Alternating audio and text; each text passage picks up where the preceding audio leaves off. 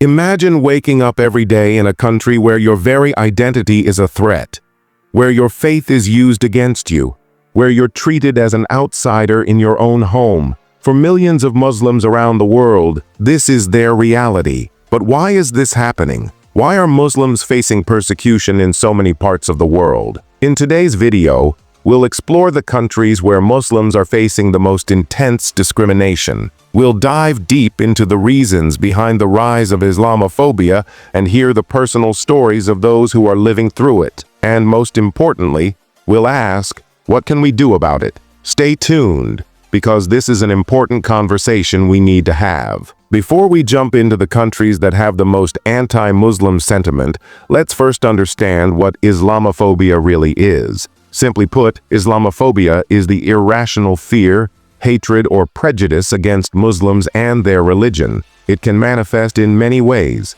violent attacks, discriminatory laws, exclusion from society, and verbal abuse. But the effects go much deeper. Imagine being judged for something you have no control over just because of your faith, and the consequences are serious. Muslims around the world are facing isolation, mental distress, and sometimes even violence, all because of their faith. We need to understand these struggles so we can make a change. Now let's take a deep dive into the countries where Muslims face the harshest discrimination. In this segment, we'll look at the facts, the events, and, most importantly, the human stories behind these struggles. These are the 10 countries where anti-Muslim sentiment is most widespread. Number 1. India. First up is India, the world's largest democracy. But behind the beautiful culture and history, India has seen a dangerous rise in anti-Muslim sentiment. Under the leadership of Prime Minister Narendra Modi, the country has witnessed several policies and events that have targeted its Muslim population. In 2019, the Citizenship Amendment Act sparked massive protests across the country. Why? Because it allows non-Muslim refugees from neighboring countries to gain citizenship, leaving Muslims out. This move, along with the violence that followed the Delhi riots in 2020, is just one example of the rising intolerance. For many Muslims in India, every day is a struggle, whether it's being targeted by extremists or facing systemic exclusion. It's heart-wrenching to think that in a country with such diversity, the Muslim community is being pushed to the margins. Number 2. China. Next, we turn to China, where the government has launched a horrific crackdown on its Uyghur Muslim population. Over 1 million Uyghurs are believed to be detained in what China calls their education camps. But what they really are prison camps, where Muslims are forced to give up their beliefs and conform to government ideology. The Chinese government claims they are fighting extremism, but reports from human rights organizations paint a picture of a horrifying human rights crisis. Forced sterilization, torture, and indoctrination are just the beginning of what Uyghur Muslims endure. These are people who just want to live their lives in peace, yet their very existence is under attack by their own government. Number 3. Myanmar. Myanmar's story is one of the most tragic. The Rohingya Muslim population has been subjected to ethnic cleansing by the Myanmar military. In 2017, over 700,000 Rohingyas were forced to flee their homes, many of them walking for weeks to find safety in neighboring Bangladesh. The violence against the Rohingya has been well documented, but the world has remained largely silent. Why? Because Myanmar's government insists that the Rohingya aren't even citizens. They've been stripped of their rights, their dignity, and their homes. Imagine losing everything: your home, your family, your entire way of life, just because of your identity. Number 4. France. France, a country that prides itself on secularism, has been at the center of heated debates over Islam and its place in French society. The French government has imposed policies that restrict the visible practice of Islam, like banning the hijab and other religious symbols in schools. The media often portrays Muslims in France as a threat, creating a breeding ground for far-right ideologies. This atmosphere of suspicion has led to increased surveillance of Muslim communities and attacks on mosques. For many Muslims in France, their faith is something they hold dear, but expressing it comes at a cost. They find themselves fighting not just for their rights, but for the right to exist as themselves. So why does this anti-Muslim sentiment exist in so many parts of the world? There's no one-size-fits-all answer, but let's look at some key factors that contribute to it. First, political manipulation. In many countries, leaders use fear and division to gain support, and Muslims are often used as scapegoats. Then there's the media. Whether through sensationalized news or targeted disinformation, it fuels fear and mistrust. And of course, cultural factors.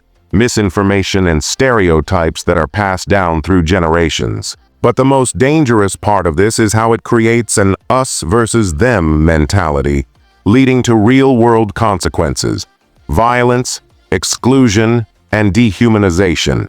Number 5, Russia. Next, let's talk about Russia, a country where the Muslim population is growing, yet facing increasing repression. In Chechnya, a Muslim-majority region of Russia, the situation is particularly dire. Although the Russian government claims to tolerate Islam, in reality, Chechen Muslims have faced extreme pressure to conform to a state-sponsored version of Islam. They live under the control of local leaders who, under the backing of the Russian government, are notorious for curbing religious freedoms. Reports from human rights organizations suggest that religious leaders who defy the government risk imprisonment, torture, or worse. In Chechnya, the story of Islam has been twisted by both local leaders and Russian authorities.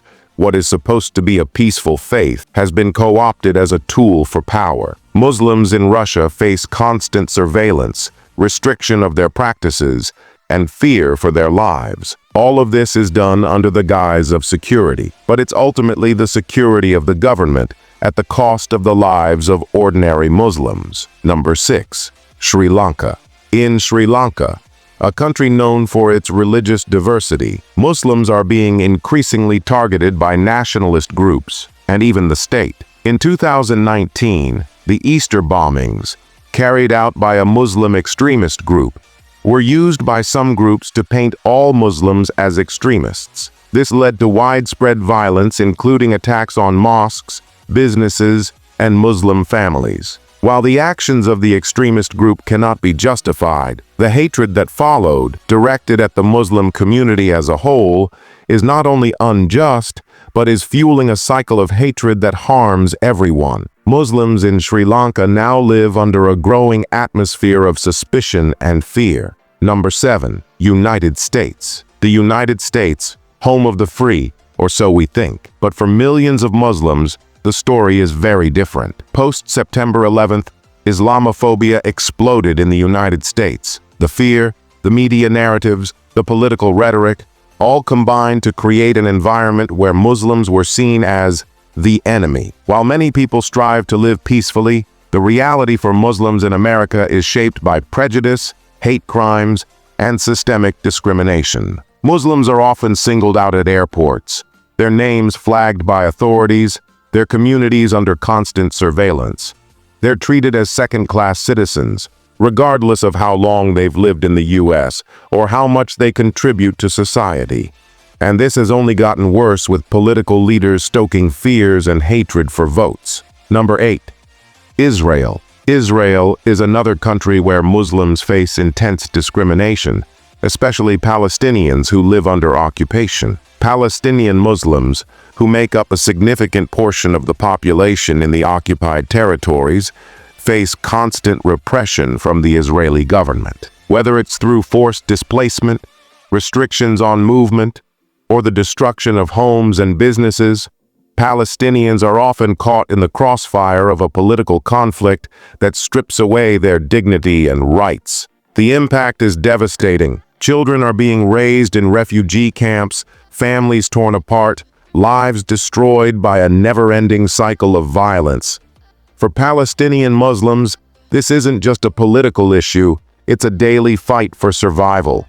Number 9, Egypt. In Egypt, one of the most populous Muslim-majority countries in the world, the persecution of Muslims comes from a different angle. Here, the state cracks down on Islamist groups, and particularly on the Muslim Brotherhood, which has historically had a major presence. The government of Egyptian President Abdel Fattah el-Sisi has targeted many Muslim Brotherhood members, labeling them as terrorists. But the crackdown has also affected regular citizens who support the group's moderate Islamic agenda, stripping them of their rights and freedoms. For many Egyptians, being a Muslim means facing oppression not only from extremists, but from the government itself, which uses the idea of terrorism to silence political dissent. This is a complex fight, one that blurs the line between faith, politics, and freedom.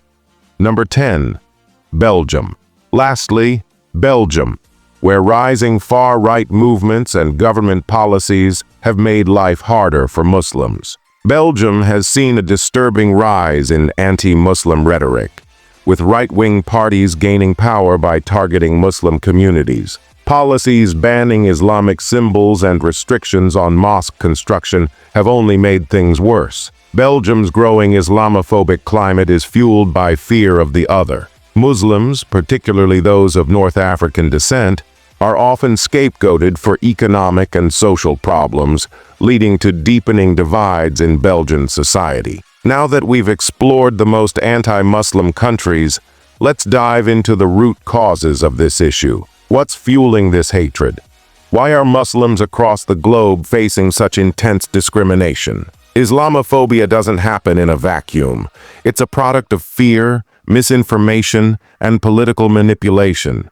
In many countries, political leaders use fear of Muslims as a way to unite their base, create scapegoats, and secure power. In the media, Muslims are often portrayed as a threat, whether it's through news stories focusing on terrorism or through social media campaigns that fuel mistrust and suspicion. This portrayal dehumanizes Muslims, turning them into targets rather than human beings with rights and dignity.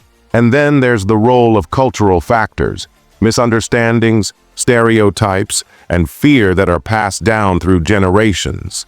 These stereotypes shape the way we view Muslims and lead to real-world consequences. It's easy to feel hopeless when we see these struggles, but we cannot forget the power of change. The more we learn, the more we understand. And with that understanding, we have the power to make a difference. We can challenge stereotypes. We can fight against Islamophobia. It starts with us, standing together, speaking out, and showing compassion. Let's make sure that Muslims everywhere feel safe, respected, and free to practice their faith without fear. Thank you for watching. Please like, share, and subscribe to continue this important conversation. Let's make a difference together.